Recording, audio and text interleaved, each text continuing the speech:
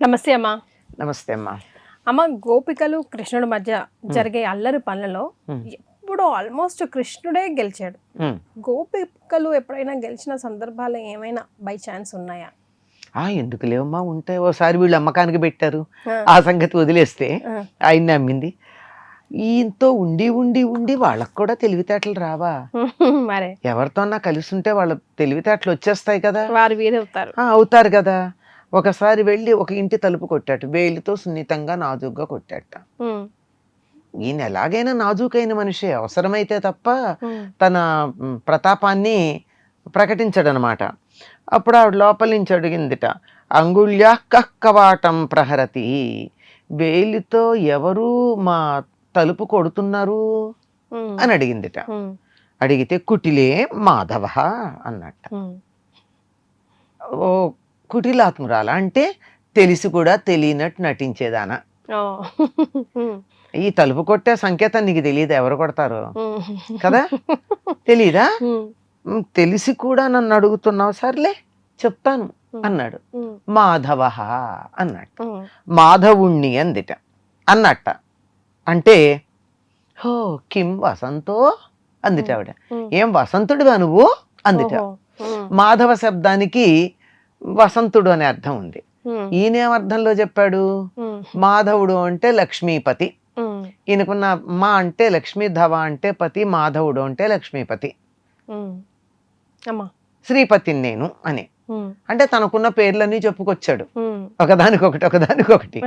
ఏం కృష్ణుడు అని చెప్పొచ్చుగా, ఈయన మాత్రం కొంచెం చమత్కారంగా. మనం మామూలుగా కూడా అలాగే చేస్తాం కదా, అవతల వాళ్ళని కాస్త ఆట పట్టించడానికి మన అసలు పేరు చెప్పకుండా తెలిసినా కూడా తెలియనట్టు నటిస్తూ ఉంటే, మన పేరు చెప్పకుండా మన పదవో మన ఫలానా వాళ్ళ చుట్టమో ఎలా చెప్తాం అన్నమాట.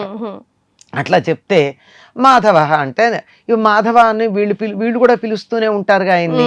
అందుకని ఆ మాట అంటే ఓహో వసంతుడు వచ్చాడా మా ఇంటికి అందిట ఆవిడ. ఈవిడ నేనేమో లక్ష్మీపతిని అని చెప్తే నో చక్రిహి అన్నట్టు. కాదు కాదు, నేను చక్రిని అన్నట్ట. చక్రి అంటే చక్రాయుధం ధరించిన వాడు అని అర్థం. అలాగా కులాలుడువా అందిట. కులాలుడు అంటే కుమ్మరి.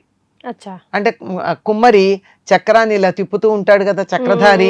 చక్రధారి అంటే కుండలు చేసేటటువంటి వాడు అని అర్థం. నువ్వు కుమ్మరివా, కుండలు చేసేవాడివా, మా ఇంటికి వచ్చావు అందిట ఆవిడ. అంటే నహి ధరణిధర, నాహి కాదమ్మా, కానే కాదు, నేను భూమిని మోసేవాడిని, ధరణీధరుణ్ణి అంటే భూభర్తని, అంటే భూదేవికి భర్తని అని అర్థంలో ఈయన చెప్పాడు. చెప్తే ఆవిడంది కిం దింజహ ద్విజిహ్వ ఫణీంద్ర, రెండు నాలుకలు ఉన్నటువంటి ఫణీంద్రుడివా, అనంతుడివా, శేషుడివా అని అడిగింది.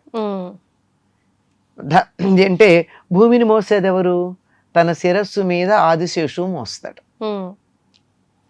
అదే కదా. నేను భూమిని మోస్తున్నాను అంటే ఏమిటి అర్థం? నువ్వు ఆదిశేషువా? ఆదిశేషు అంటే బానే ఉంది, రెండు నాలుకలవాడు అంటే అటు ఇటు, ఇటు అంటే ఇటు, అటు అంటే ఇటు, మాటని ఇటు నుంచి అటు చమత్కారంగా మార్చగలిగినటువంటి వాడు అనే ఉద్దేశంతో రెండు నాలుకలు ఉన్నటువంటి అనంతుడివా నువ్వు అన్నాడు. నా అహం ఘోరాహి మధ్య, అది కాదం, నేను భయంకరమైనటువంటి పాముని మర్దించినటువంటి వాణ్ణి. నేనేమి పాముని కాదు, పాముని మర్దించిన వాడిని. ఏ పాముని మర్దించాడు? కాళీయుణ్ణి మర్దించాడుగా, కాళీయ మర్దనం. మిగిలిన దేనికి కూడా చంపడం అలా చేయలేదు, దాన్ని వాడిని బాగా ఉతికి ఉతికి ఉతికి పెట్టాడు కదా, అది మర్దించటం. నెత్తి మీద డాన్స్ చేస్తే వాడు తట్టుకోలేకపోయాడు. మర్దనం అంటే అదే కదా, అది. అందుకని ఆ పదం వాడాడు. నేను భయంకరమైనటువంటి పాముని మర్దించినటువంటి వాడిని అన్నాడు. పాముని కాదు, పాముని మర్దించిన వాడిని అన్నాడు. అలాగా కిమసి ఖగపతి, నువ్వు గరుత్మంతుడివా?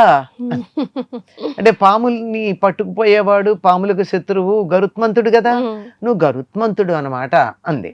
అంటే నహ హరిహి అన్నాడు. కాదు కాదు, నేను హరిని, అన్నట్టు. అంటే కపీంద్ర, హరి అన్న పదానికి కోతి అని అర్థం ఉంది. ఓ కోతివా నువ్వు అందిట. ఇత్యేవం ఈ విధంగా గోపకన్య ప్రతివచనజిత పాతు నశ్చక్రపాణి. ఈ విధంగా చక్రపాణి, చక్రము తన చేతిలో ధరించినటువంటి కృష్ణుడున్నాడే, గోపిక చేత జయించబడిన కృష్ణుడు మమ్మల్ని రక్షించుగాక. ఇక్కడ మాటల్లో గోపికని అసలు గెలవలేకపోయాడు. ఏం చెప్పినా రెండో అర్థం చెప్తోంది. మరి అసలు పేరు హాయిగా నేను కృష్ణుణ్ణి, మీకు తెలిసిన కన్నయ్యని, యశోదానందనుణ్ణి, వసుదేవసుతుణ్ణి అని చెప్పచ్చుగా. ఆహాహా ఏదో నందనందనుణ్ణి అని చెప్పాలి. వసుదేవసుతుడి కనడానికి లేదులేండి, నందనందనుణ్ణి అనాలి కదా. అట్లా అనకుండా తనకున్న రకరకాల పేర్లు చెబితే లోపల ఆవిడికి తెలుసు, తెలిసే అడుగుతోంది. తెలిసే అడుగుతోందని తెలిసినప్పుడు ఉన్నది ఉన్నట్టుగా చెప్తే సుఖం కదా. ఏదో ఆవిడ మీద పెత్తనం చూద్దాం అన్నట్టుగా చెప్తే ఆవిడ అంతకంటేను ప్రతి దానికి నువ్వు వసంతుడివా, కుమ్మరివాడివా, లేకపోతే ఆదిశేషువా, లేకపోతే గరుత్మంతుడివా, కోతివా అని అడిగితే ఇంకేం మాట్లాడతాడమ్మా.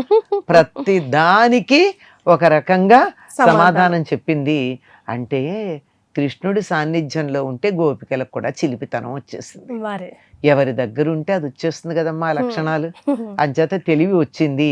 ఇలాంటి సంభాషణలతో గోపికల చేత గెలవబడినటువంటి కృష్ణుడు ఫైనలీ లోపలికి వెళ్ళాడా వెళ్ళలేదమ్మా? ఈ మాట చెప్పడం తలుపు తెరవకుండా ఉంటారా? కృష్ణుడు వచ్చాడంటే అసలు తలుపులు తెరిచే ఉంచుతాడు. అంతేకాదు తలుపులు అడ్డా ఆయనకి అడ్డేం లేదుగా. లోపలికి కూడా తలుపులు వేసినట్టు ఉండగా కూడా లోపలికి వెళ్ళిపోతాడుగా. ఆయనకి అదేం సంబంధం లేదు. అది కూడా చెప్తుంది.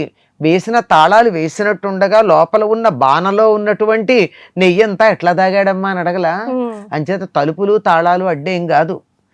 గుడిని మింగిన వాడికి గుడి తలుపులు అప్పడాలని చెప్పి అట్లాంటి వాడికి తలుపులు గోడలు లెక్కే ఉంది దీనికి. కానీ కాసేపు ఆ గోపికకి వినోదం కలిగిద్దామని, ఆవిడ చమత్కారాన్ని తను కూడా ఆనందిద్దామని ఈ సమాధానాలు ఇట్లా చెప్పి ఆవిడకి ఆనందం కలిగించాడు, తాను కూడా సంతోషించాడు. మేము కూడా. మరి మీ సంగతి ఏంటి కింద కమెంట్ చేయండి. చాలా సంతోషం అమ్మా, ధన్యవాదాలు.